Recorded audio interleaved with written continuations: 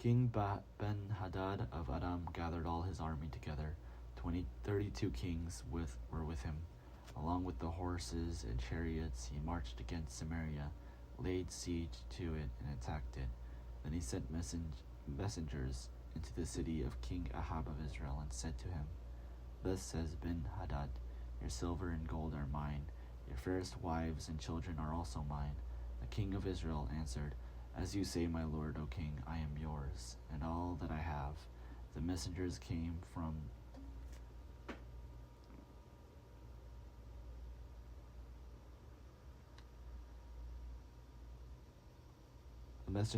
again and said, Thus says Ben-Hadad, I sent to you, saying, Deliver to me your silver and gold, your wives and children. Nevertheless, I will send my servants to you tomorrow about this time, and they shall search your house and the houses of your servants, and lay hands on whatever pleases them, and take it away. Then the king of Israel called all the elders of the land and said, Look now, see how this man is seeking trouble, for he sent to me for my wives, my children, my silver, and my gold, and I did not refuse him. Then all the elders and all the people said to him, Do not listen or consent. So he said to the messengers of Ben-Hadad, Tell my lord the king all that you first demanded of your servant, I will do, but this thing I cannot do. The messengers left and brought him word again. Ben-Hadad sent to him and said, The gods do so to me, and more also if the dust of Samaria will provide a handful for each of the people who follow me. The king of Israel answered, Tell him, one who puts on armor should not brag like one who takes it off. When Ben-Hadad heard this message, now he had been drinking with the kings in the booths, he said to his men, Take your positions, and they took their positions against the city. Then a certain prophet came up to King Ahab of Israel and said, Thus says the Lord, Have you seen all this great multitude? Look, I will give it into your hand today. You shall know that I am the Lord. Ahab said, By whom? He said, Thus says the Lord, by the young men who serve the district governors. And he said, Who shall begin the battle? He answered, You. Then he mustered the young men who served the district governors, 232. After them he mustered all the people of Israel, 7,000. They went out at noon, while Ben-Hadad was drinking himself drunk in the booths, he and the 32 kings allied with him. The young men who served the district governors went out first. Ben-Hadad had sent out scouts, and they reported to him, Men have come out from Samaria. He said, If they have come out for peace, take them alive. If they have come out for war, take them alive.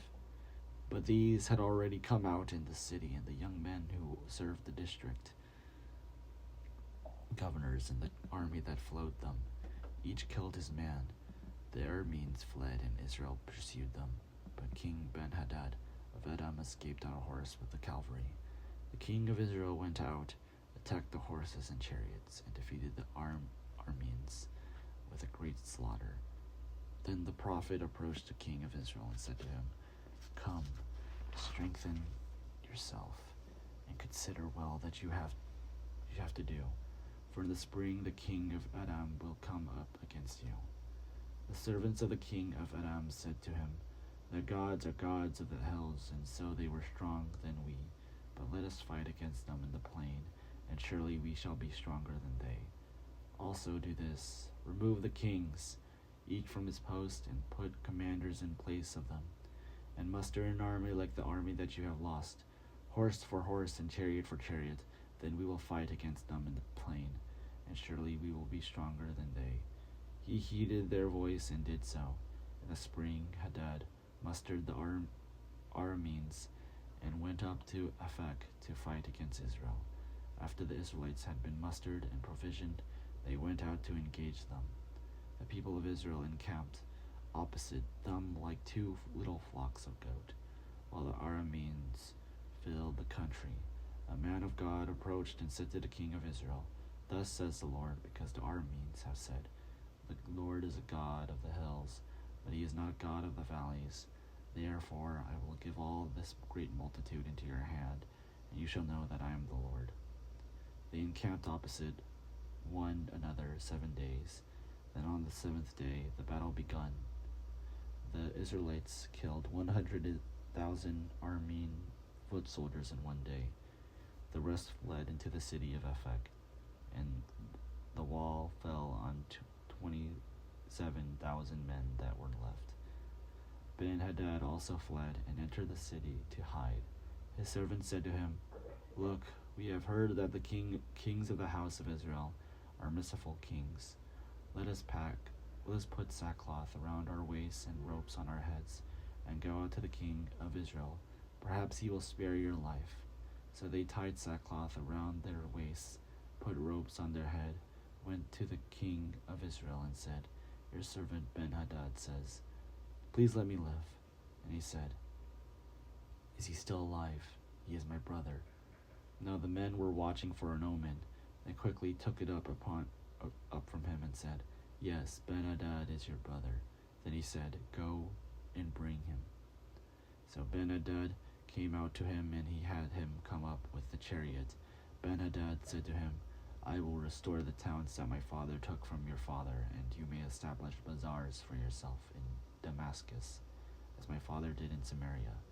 The king of Israel responded, "I will let you go on these terms." So he made a treaty with him and let him go. At the command of the Lord, a certain member of company of prophets said to another, "Strike me." But the man refused to strike him. Then he said to him, "Because you have not obeyed the voice of the Lord, as soon as you have left me, a lion will kill you." And when he had left him, a lion met him and killed him. Then he found another man and said, "Strike me." So the man hit him, striking and wounding him. And the prophet departed and waited for the king along the road, disguising himself with a bandage over his eyes. As the king passed by, he cried to the king and said, "Your servant went out into the thick of battle." And then a soldier turned and brought a man to me and said, "Guard this man. If he is missing, your life shall be given for his life, or else you shall pay a talent of silver." While your servant was busy here, and there he was gone. The king of Israel said to him, So shall your judgment be. You yourself have decided it." And he quickly took the bandage over from his eyes. The king of Israel recognized him as one of the prophets. Then he said to him, "Thus says the Lord, because you have let the man go whom I have devoted to destruction, therefore your life shall be for his life, and your people for his people." The king of Israel set out toward him, resentful and sullen, and came to Samaria.